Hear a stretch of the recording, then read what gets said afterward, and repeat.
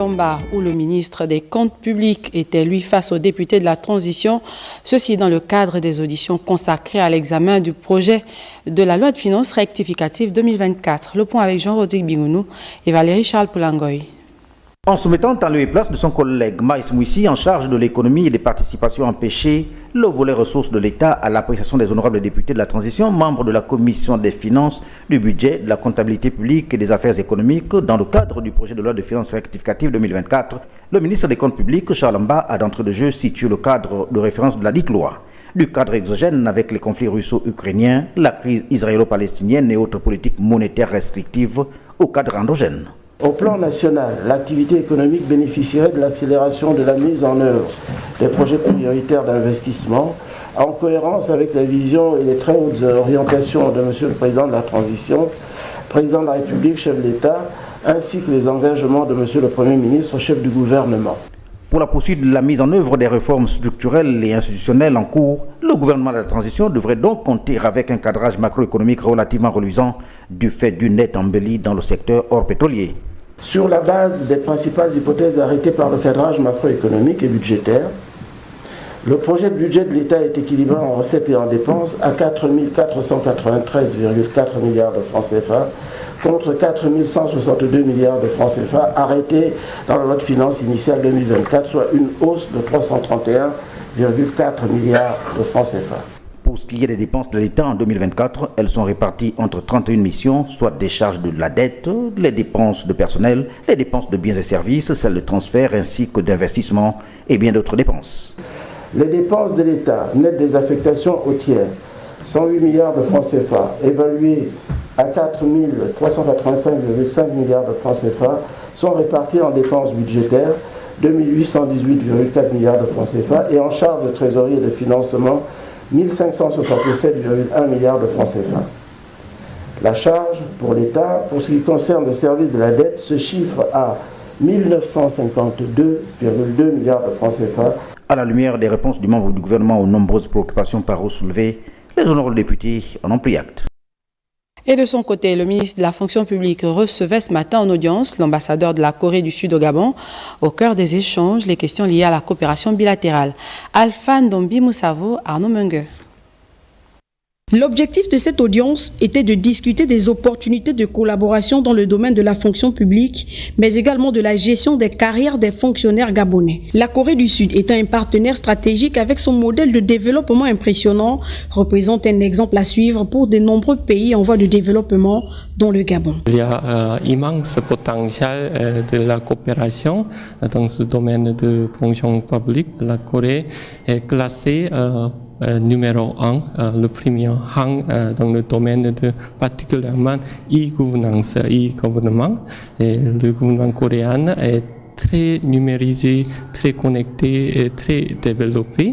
Et nous sommes prêts à partager nos expériences, nos savoir-faire avec le Gabon. Le modèle sud-coréen axé sur la méritocratie et l'innovation pourrait inspirer de nouvelles approches au Gabon. Nous avons récemment organisé les Nations Unies, le Forum mondial. Probablement on peut discuter comment on peut partager des expériences d'organiser ce type de grand événement. Probablement on peut avoir l'opportunité dans l'avenir pour le ministre de visiter encore la Corée pour discuter en détail. À la suite de l'audience, l'ambassadeur a visité l'hémicycle du ministère de la fonction publique, réfectionné il y a quelques mois. La rencontre entre le ministre de la fonction publique et l'ambassadeur sud-coréen marque le début d'une nouvelle dynamique de coopération et pourrait se révéler être le catalyseur d'une série de réformes nécessaires pour renforcer l'efficacité de la fonction publique gabonaise, faisant ainsi l'écho à l'ambition du Gabon de moderniser son administration et de mieux servir ses citoyens. La suite du journal nous conduit à l'intérieur du pays. D'abord, près de 200 bénévoles des provinces du Moyen-Ogooué et de l'Ogooué-Maritime à l'école pour un changement de statut. La formation fait d'ailleurs l'objet de la tournée provinciale du ministre de l'Éducation nationale. Le point d'étape avec Nathalie Oké et Gérard Mindo. Au cœur de cette tournée officielle, la présentation des nouvelles réformes du système éducatif gabonais. Avec le COC, nouveau mécanisme qui va révolutionner la méthode de travail des enseignants en situation de classe. Relégués dans des zones dites reculées, notamment pour ceux du premier degré. Ils ont fini par s'investir et sacrifier leur vie depuis de longues années pour l'essor de la patrie. L'harmonisation des coefficients à partir de la classe de 6e et de 5e pour réduire le taux de redoublement et de décrochage. On a pris un bulletin d'un élève français qui a 11,12, donc il est en situation de réussite. Et qu'est-ce qu'on a fait? On a essayé de prendre ces notes. Voici les mêmes notes que cet élève. Et voici nos bulletins chez nous. Cet élève qui a 11,12, il a 9,19, il est chez nous. Un cas de chez nous, tout le monde connaît cet établissement. Et cet élève-là a 9,21. Donc il est en situation d'échec chez nous. On a harmonisé les coefficients en gardant ces notes. Ça n'a rien changé. Mathématiques, ça reste toujours la même moyenne, etc. Cet élève-là qui est en situation d'échec dans le système serait passé en classe supérieure si on avait harmonisé. Le nœud de cette mission officielle, former des bénévoles qui totalisent 5, 6, voire 15 années de sacerdoce sur le terrain. Je suis bénévole depuis 19 ans. Depuis 2005, je suis parapublic à l'école de l'Alliance chrétienne de Port-Gentil. Et vraiment, je bénis d'abord le Seigneur parce que vraiment, c'est une chose que je n'espérais même plus. Nous retrouvons des élèves de 12 ans en première année, ce qui n'est déjà pas facile. Cette année, en 5e année, on a une élève de 21 ans. L'équipe de l'éducation nationale se rendra par la suite dans le Haut-Ogooué et l'Ogooué-Lolo. Une initiative du gouvernement de la transition qui est aussi le prétexte pour l'autorité de l'éducation de remettre officiellement les manuels de la collection super efficace destinée aux enfants de 4e et de 5e année du primaire public. En entreprise italienne Engineering Box Gabon et l'Agence nationale de formation et d'enseignement professionnel viennent de parapher un accord cadre, objectif faciliter la qualité des formations dispensées. Andinel Tungi, Juste Ndjana. Le partenariat, c'est une convention qui représente bien plus qu'un simple document, mais qui engage l'Agence nationale de formation et d'enseignement professionnel à dynamiser son agenda partenaire. En paraphant cet accord cadre, l'entreprise Engineering Box Gabon met à contribution son expertise scientifique et technologique au bénéfice de l'ENFEP. Nous comptons donc faire profiter les stagiaires des centres de formation professionnelle de notre expérience tout en soutenant ces centres et l'agence dans leur nécessaire développement optimal. Ce partenariat est donc une belle opportunité pour l'agence, les centres et pour notre société. Nous comptons dans les semaines et les mois à venir faire la démonstration concrète de notre expertise en formant des jeunes Gabonais et des adultes, non seulement en Italie, à l'instar de ceux qui vont y aller dans quelques jours, mais aussi ici au Gabon, d'une part, et en installant des dispositifs photovoltaïques à petite échelle dans des centres de formation de Libreville et d'Uncock. Une approche collaborative qui va s'étendre sur la fourniture des équipements et une offre de services de qualité supérieure. Nos devoirs, donc, c'est d'avoir des partenariats publics-privés avec plusieurs entités pour aider nos centres de formation à bien fonctionner, à pouvoir donner un sens même à nos stagiaires dans le cadre de l'adéquation formation-emploi. Et donc aujourd'hui, nous pensons que ce partenariat va venir renforcer les devoirs que nous avons vis-à-vis de nos stagiaires et vis-à-vis de l'État gabonais. Engineering Box Gabon manifeste sa volonté de participer au développement de la formation professionnelle gabonaise et de booster les activités économiques au Gabon. Et le ministère de la Santé vers une régionalisation des activités du Centre national de transfusion sanguine. Mais avant, le directeur général du CNTS effectue des missions de sensibilisation sur l'importance du don de sang à travers les centres médicaux régionaux. L'étape du Haut-Ogooué avec nos correspondants Guy Madjupa Sangwetaba et Aimé Joël Adjaï. Avec les associatifs, les groupes religieux et autres notables, la direction générale du Centre national de transfusion sanguine, CNTS, dans un style accessible, a fait le tour de la question liée au don du sang. Ces échanges ont permis à la population d'être édifiée sur les questions transfusionnelles. Ce sont des questions que les gens pensaient techniques, mais que nous avons voulu mettre au niveau de la population pour la compréhension de tout le monde. Et les uns et les autres sortent de là plus ou moins édifié. Conformément aux recommandations du dernier dialogue de gestion début août au ministère de la Santé, favorable à la régionalisation des activités du CNTS, le directeur général a sollicité l'implication de toute la population. Que les populations altogovéennes puissent investir massivement et j'allais dire pleinement dans la réussite du Centre national de transfusion sanguine. Parce que vaut un centre de transfusion si en amont, vous n'avez pas de donneur? Que vaut un centre de transfusion si à l'intérieur, vous n'avez pas de stock disponible? C'est toutes ces questions que nous avons débattues avec les populations. L'échange à la mairie du 3e arrondissement de Franceville a été organisé dans la foulée de la mission d'identification du futur siège du centre régional, un outil attendu de longue date. Lorsque ce centre régional sera mis en place, c'est une épine qui sera retirée du pied de chacun de nous.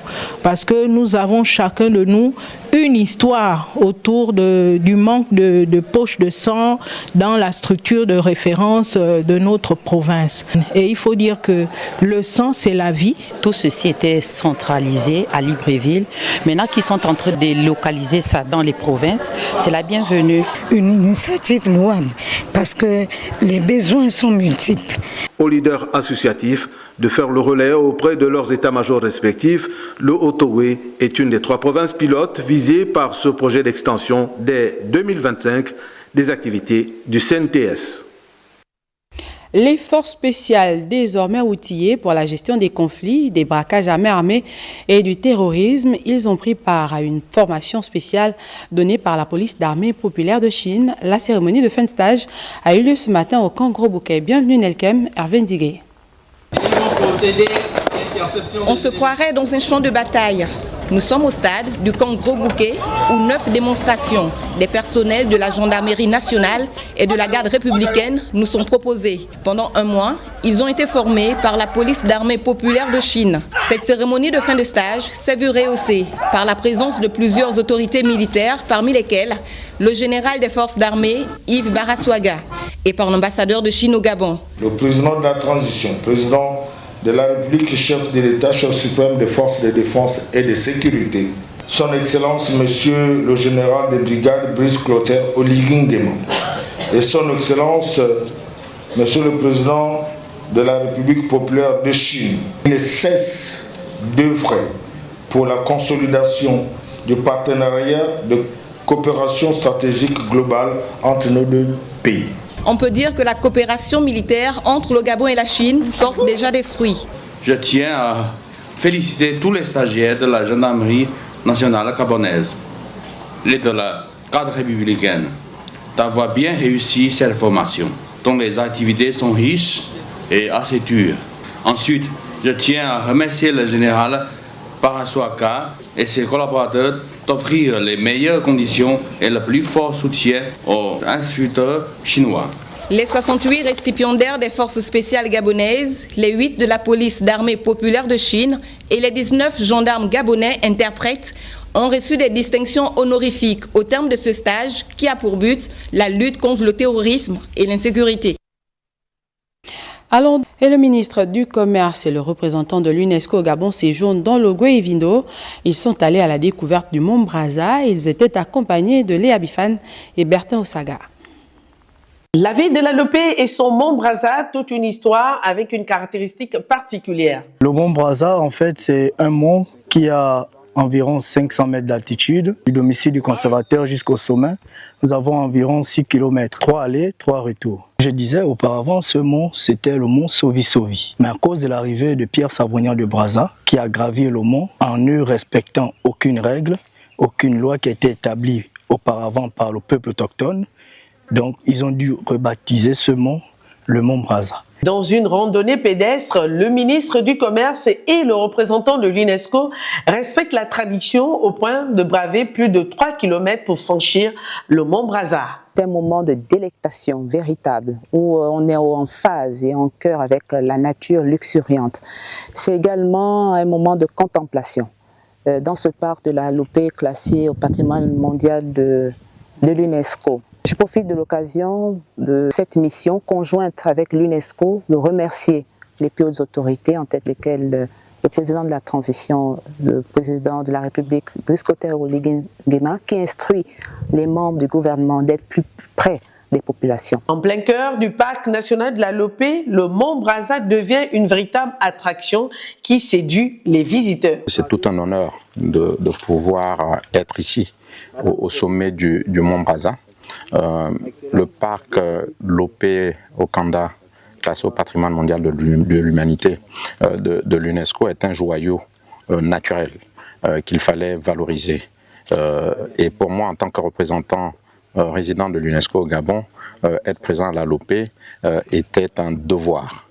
Et il a fallu également que je respecte la tradition qui était de franchir le sommet du Mont Brazza. Considéré comme l'un des plus anciens espaces protégés du Gabon et classé au patrimoine mondial de l'UNESCO, le parc national de la Lopé et son Mont Brazza constituent l'une des destinations touristiques du Gabon, même si son développement reste à parfaire.